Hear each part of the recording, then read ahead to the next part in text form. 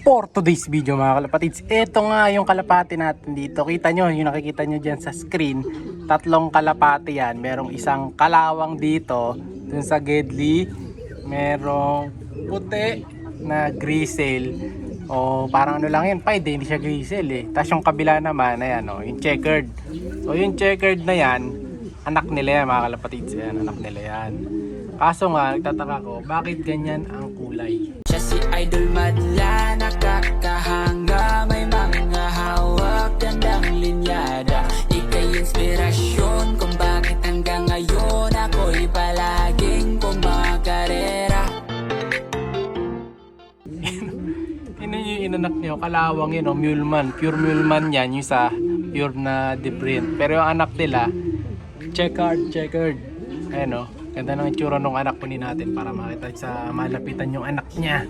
Ayun, ganda pa naman ng nanay na yan. No? Favorite ko pa naman yung hen na yan. Pinaris ko dito. Kala ko magiging batik-batik na ganito yung lalabas. Mukhang hindi grizzle tong nasa taas natin. Pied lang. Kukunin natin yung anak. Labas natin. Ayan, no? Inalis ko na rin pala yung pugad niyan. Tapos ito yung patoka nila. Breeder mix. Mga pellets. Ayan, may pellets na nakababa dito. Ano yan? Integra lang. Tapos malinis na tubig dahil Sunday today. Kunin natin yung anak. Ito yung anak niyan. Ay, malaki nga nung anak oh. Ganda nung anak eh. Oh, healthy naman yung anak nila mga kalapatid. So, mukhang tingin ko babae ito. Mahusay magsubo yung dalawa na yun ha. Nagustuhan ko yung anak nila. Ayan oh.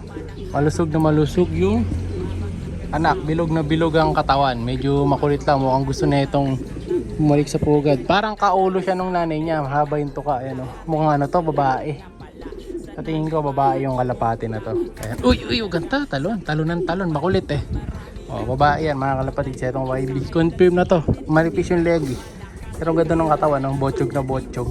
So, balik na natin. So, ngayon, gagawin ko yung itlog nito. Kung may mapapalit naman ako, papalitan ko tapos babaklasin ko na. So, lilipat ko na to sa ibang mga kak natin. Hindi na dito sa maputi na to sa pied. Kasi ganyan pala kulay na anak eh. So tatanggalin natin. Tingnan ko muna sa second clutch pala. Pag walang napalit na itlog. May itlog na yan eh. Nasa 1 week na rin siguro yung itlog niyan. So makikita ko na kung may similya na. Then ito, pinaris ko na rin yung iba nating ibon dito. Si puti.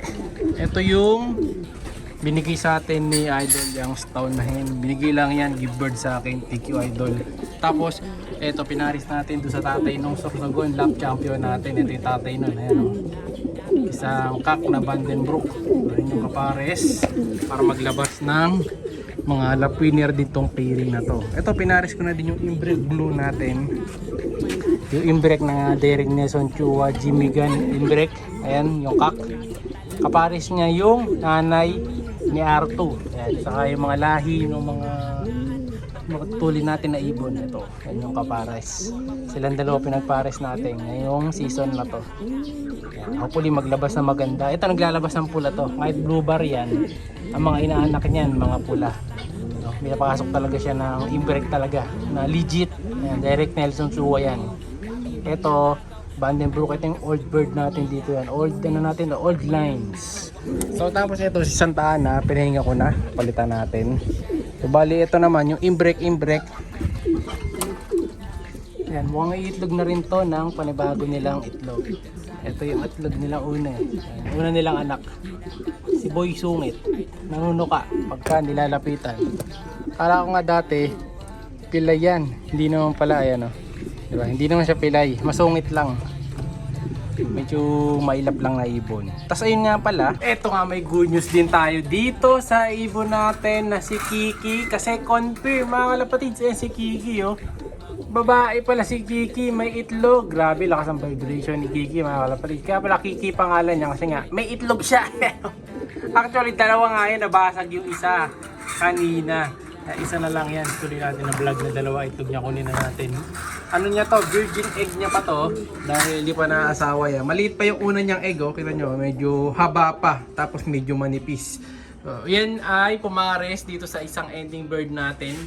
Ayan, nadali na no, isa sa mga mananaya natin sa ending. So papadala natin to siguro sa 26 na dahil alanganin na ngayon. Ayan.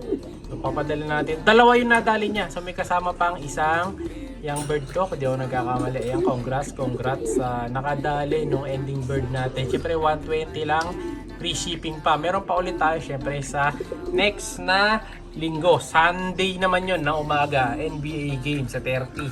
So eto ngayon, sila yung nagpares. Pinarisan ni Kiki yung ending bird natin. So bali, sa Martes, wala na tong isang ibon na to. Wala na yung ganyang kapare. So hanapan natin ng bagong pares to. Pero may naisip na ako kung kanino natin papare siya, mga kalapatid. Naiisip nyo ba yung naiisip ko kung kanino natin papare? Etong si Kiki na hen pala, buti na lang nag-hen yan, magagamit natin kahit pang sitter lang. O, alam nyo na siguro kung kanino ko papares to. Ayan, nag-iintay ng kapares niya. So comment kayo kung sino sa tingin nyo ipapares ko dito. Kay Kiki na gagawin muna nating sitter pansamantala dahil marami tayong nakabreed na mga ibon. So ito yung pwede nilang isiter. Ito, may isa nga ako dito. Bagong pisa lang. Tabi muna natin itong itlog niya. Yan. Chimpem na bahala dyan. So, ang isang napisa dito is yung, ayan, Alphonse Imbrek Nakak. Ito, napisa na yung isa nilang itlog. Yung isa, walang similya eh. So, ito naman yung asawa niyan. Yung asawa niyan na Imbrek Olson. Ayan, ganda ng kulay. Yung mga nilalabas niya, solid. Yan yung tatay sa kananay ng dalawang Imbrek natin na YB na pinost ko nung nakaraan. So, ganda ng kulay, di ba? So, solid yung parisa na yan, no? Solid na solid yan. So, ito yung isa sa mga breeder natin na ginagamit na naglalabas sa mga super off color. Ganda ng katawan niya, lalo na to. Machong macho. So, buti na lang, isa lang anak nila, disleganong malalaspag. So, nilagyan natin yan nakataob na pasudol. Pero tatanggalin ko na rin yan dahil wala na rin yung anak nila. Tinanggalan natin ng mga nakaraan. So, sara na natin. So, bali, luluwag na naman ako dito ng space. Ayan, kita nyo, naubos na ibon natin. No? Talagang binabawasan natin yan. So, ang natira na lang dito sa labas, yung dalawang ibon ni Mentor.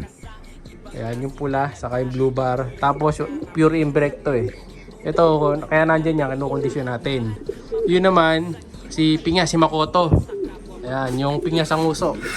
Ayan, yung ating Biberman Vandenbroek. Ayan, kinukondisyon din to para sa next breeding. Dito naman sa kabila, ito naman yung Championsing na isa na lang natira sa atin. Kasi wala na yung pula, di ba? Na-ending na yung pula. Ito, baka ito na yung susunod. Kaya abang-abang lang kayo dyan sa mga ending birds natin. So, ayan ang mga gagamitin natin sa next breeding. Itong mga kinukondisyon ko na to.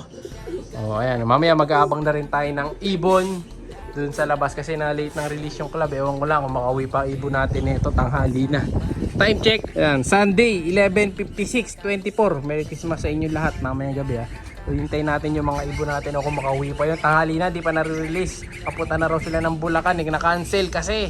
So, marirelease siguro yun. Baka mga alauna na pagkadating nila ng Bulacan, mga kalapatids. Pero okay lang naman yun. Na-cancel naman yung second lap nung pan race. Bali, Merry Christmas sa inyo lahat, mga kalapatids. Abangan nyo, meron tayong paparapol. Sama ng mga nok, paparapol tayo ng kalapate. Kaya abang lang, comment na kayo lagi sa mga videos natin. Muli, mamayang gabi. Merry Christmas. Ayan, sa ating lahat.